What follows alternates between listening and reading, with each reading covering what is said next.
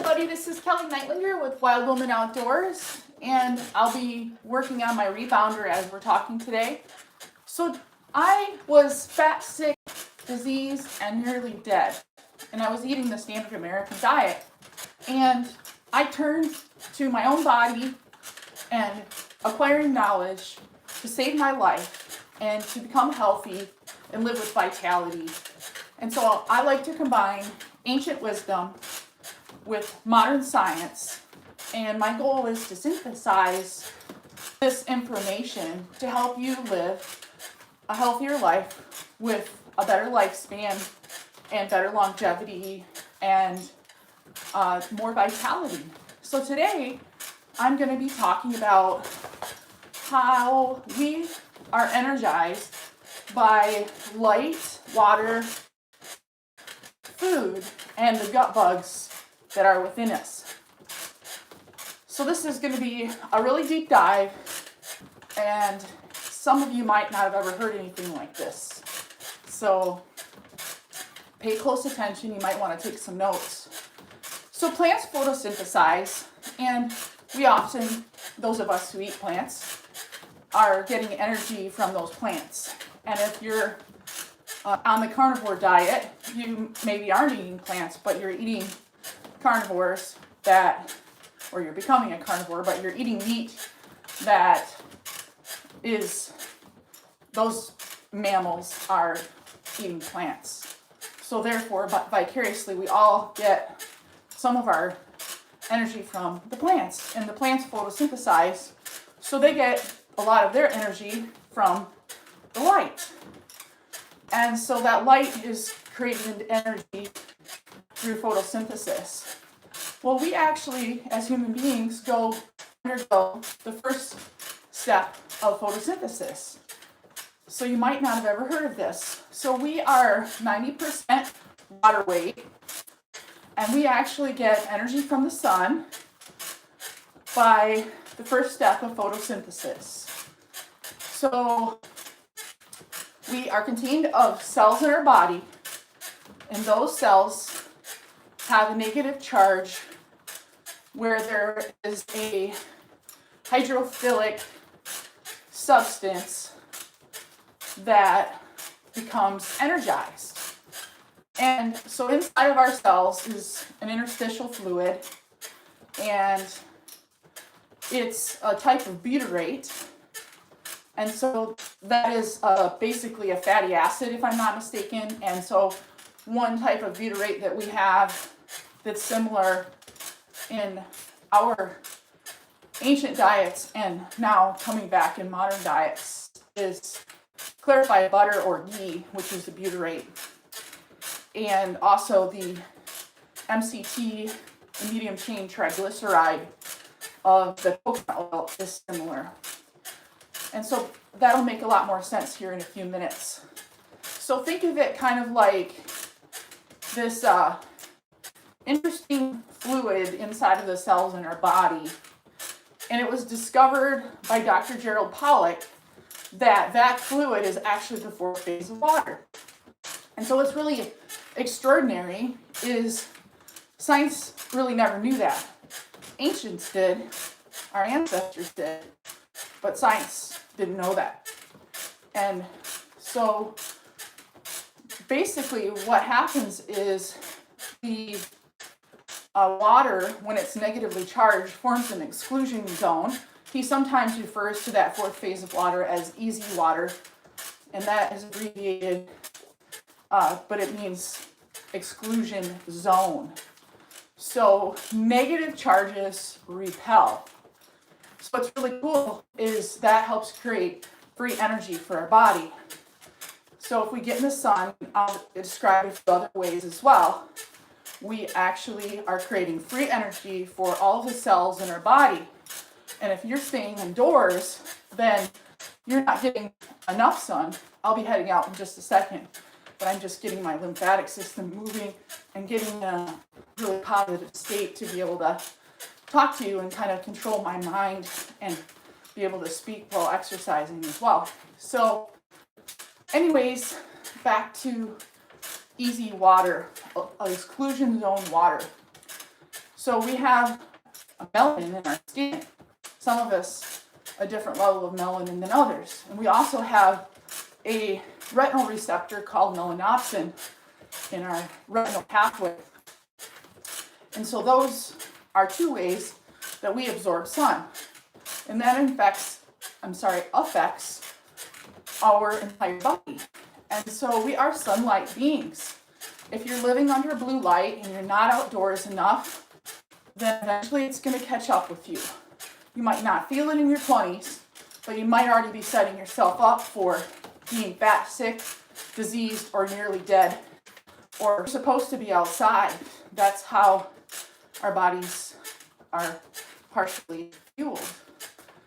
So we have outsourced our epigenetic capabilities to food, water, and light. It used to be thought, falsely thought, in our modern medical system, if you want to call that, it's more like a medieval medical system. In most cases, it was thought that we are controlled by our genes.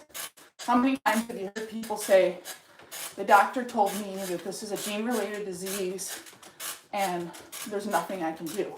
I just got bad luck with bad draw of bad genes, blaming it on your ancestors.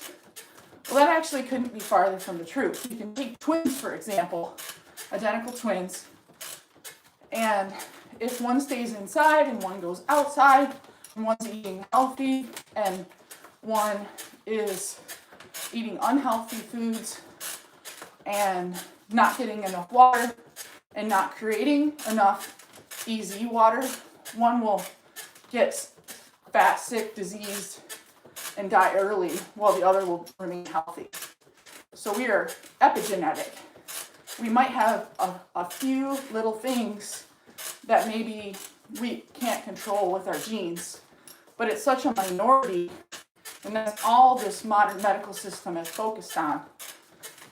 But our ancient wisdom has known for a long time that we need to be in the sun, we need to drink good water, we need to drink good water from plant sources, and I'll get to that in a second, and we need to be in infrared light. So they would do sweat lodges in a lot of cultures. They might be called something different, or maybe a sauna, or in Japan and other Asian countries, they have different names around the world.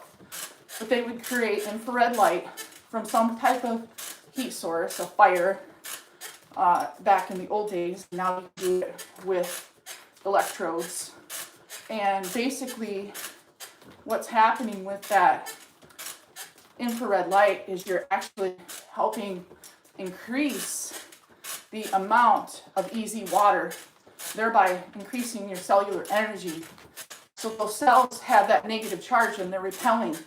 So it's creating this engine to explode when you add infrared light. I'm creating some infrared light right now on my body. You can see my skin getting a little red as I'm exercising. So it can be in the visible spectrum or not in our human visible spectrum. So what's really cool is the easy water, the exclusion zone water that's in our cells, and things like butyrate are driven by sun, and that is our battery. And so they repel they congregate in the hydrophilic areas. So like with butyrate, so inside of our cell walls. And so what happens then is they allow the proteins to fold, which comes from downstream, basically, of your food that you intake. And so that's kind of how the Krebs cycle works, and that in turn is helping us get energy. So we receive energy from food that we consume. We receive free energy from the sunlight that we take in.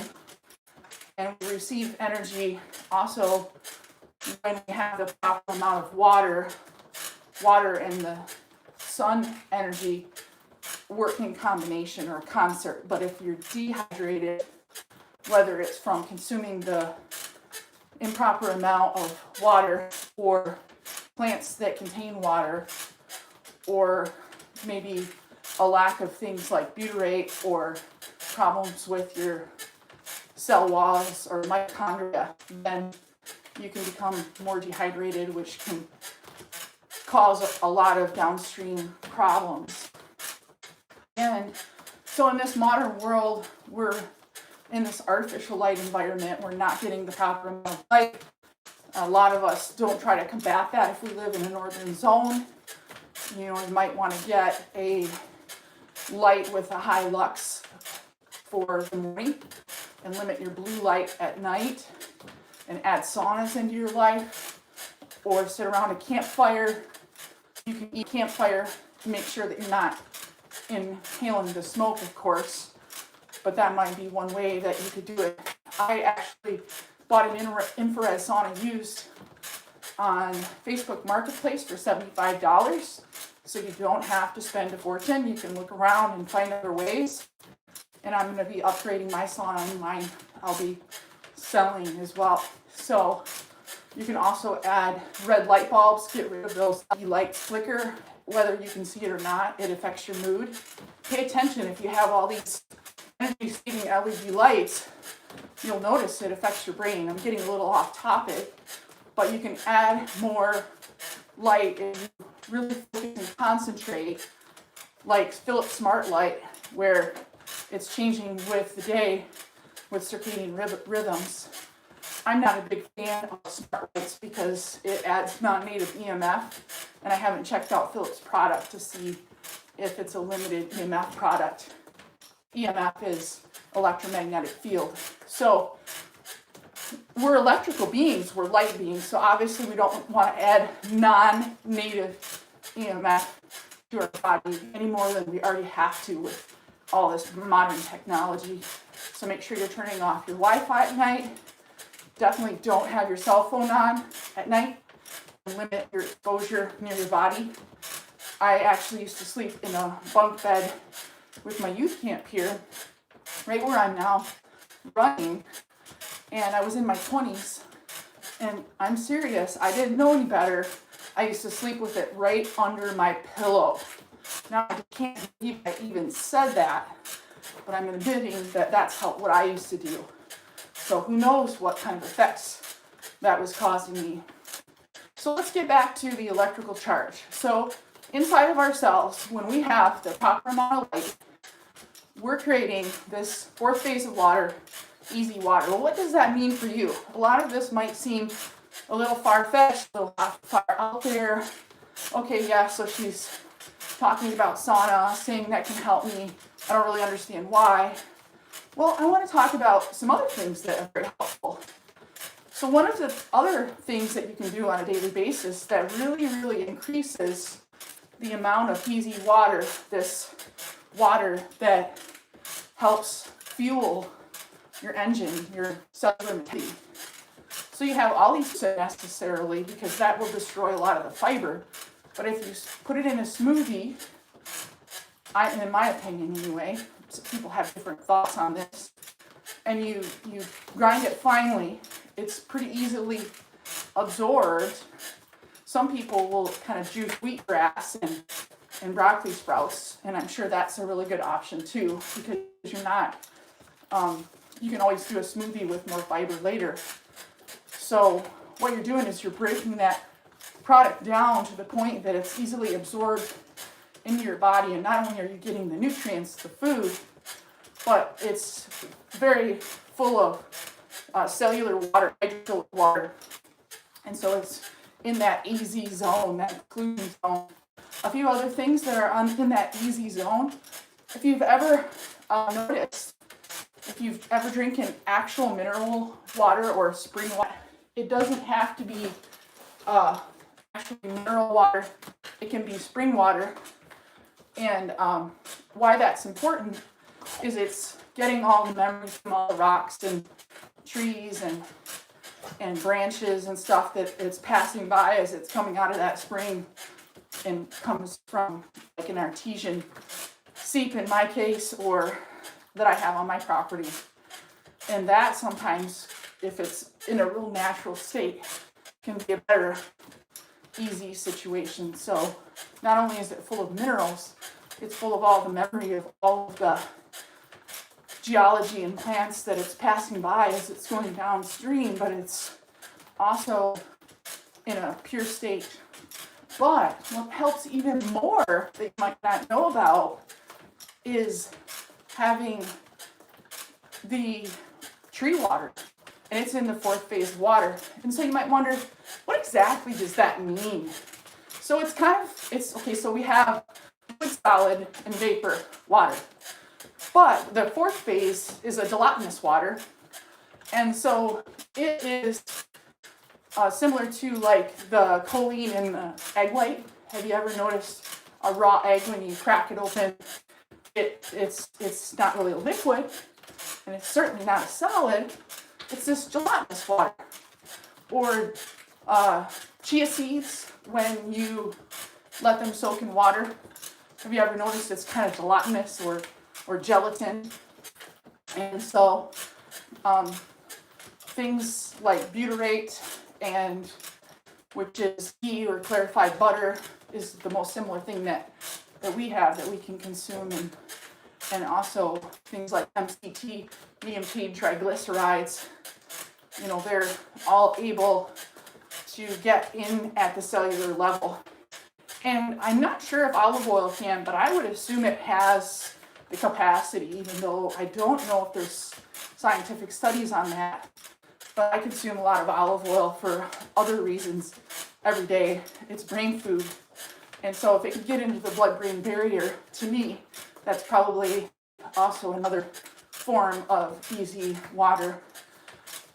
So basically you can add green smoothies, take saunas every day, and it will help. I don't know if egg whites help, but I do eat a lot of eggs, and they're also good for choline. And so if you're worried about your cholesterol, that's a scam. We actually have so many other things that create bad cholesterol, and actually we need cholesterol in our bodies for everything to work. So it's kind of like everything else in this modern medical system, other than something acute like a car accident or a gunshot wound. The chronic stuff, they don't have any nutritional training. They don't know anything. I'll guarantee I know more than any doctor I've ever met, except for maybe one, that as far as actual health and how to actually heal my body and nutrition and understanding the way the body actually works. I don't mean like the organs and the systems and all the specialties that everybody has, but I'm talking about how it works in its entirety. For example, every ailment I ever had, I always asked, am I doing anything that could cause this, and is there anything I can do to help it? I'll give you some examples real quick. This is from tons of doctors over my lifetime. I started having antibiotics at the age of 3 for ear infections, and nobody ever thought, of course, it was an allergy. And it took me until 38 years old to realize that I'd been suffering from ear and sinus infections all those years. And really all I had to do was eliminate milk from my diet. And I was chronically sick. I was in a fetal position, migraines, vomiting, and that was how I spent my 20s, trying to fight just to go to work, just to stay awake.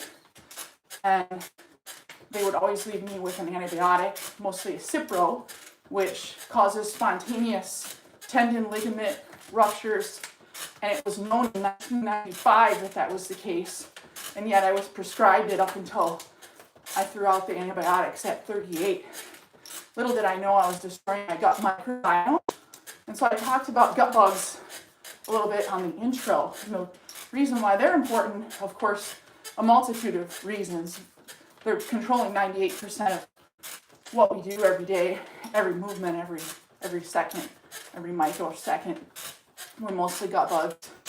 But what I find interesting, you might not know this, but gut bugs are also communicating by light.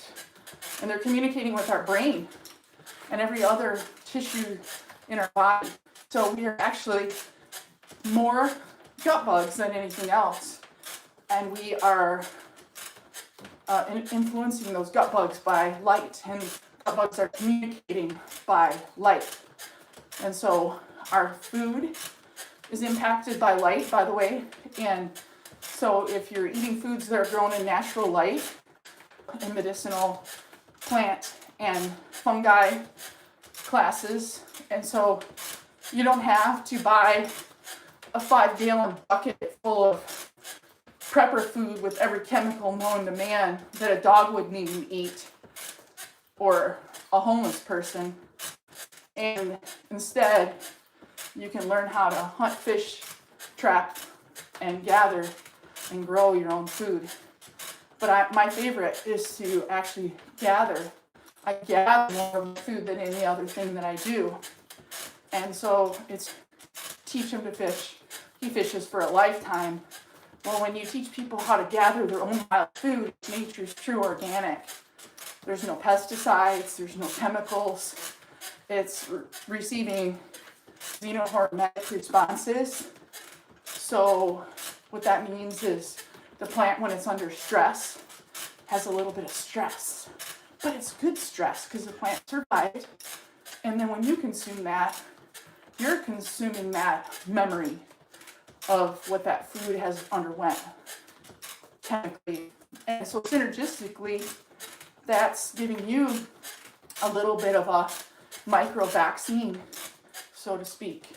When you do the same thing when you're foraging for your food, you're ingesting good and bad microbes in the air that you don't even see sometimes, or feel, or even smell. You might be able to smell some, but some aren't even conscious to your mind. But unconsciously, you're ingesting and inhaling those good and bad bacteria and all the essential oils of all the plants and trees as you're foraging for your food, and you're out in nature and you're out in good light. And so you're actually micro-vaccinating your body naturally. And that's what it was designed to do. And so if you live in an urban center, maybe do it on vacation. Come on out, I've got lodging here, or find somewhere else in the world to go and learn how to forage for your own food and fungi. And you can treat your own body. There's a lot of ways to seek out modern science and ancestral wisdom to help you in that process. And you can heal what ails you. And always remember that food is thy medicine. We are what we eat. Garbage in, garbage out. So I'm going to head outside now. I'll sign off here. But remember to try out green smoothies. Broccoli sprouts have sulforaphane, one of the healthiest things that you can consume. And you can always add a little bit of butyrate to that, or make a soup with that and add a little butyrate to your diet, and some MCT, medium chain triglycerides from coconut oil. Add some sauna. You can buy them, you can go to them. You can add red light therapy and white, or just what looks like white light therapy to your life, so that white large lux light wakes you up in the morning, and that red light in the afternoon, limiting your blue light with blue blockers, and even your skin can absorb the blue light spectrum from your fluorescents or LEDs or traditional incandescent bulbs. And watch your EMF, turn off your Wi-Fi, and there's a lot of other ways. I'll do some videos on how to protect yourself. But mostly, get outdoors and go wild and follow your wildest dreams. Until next time.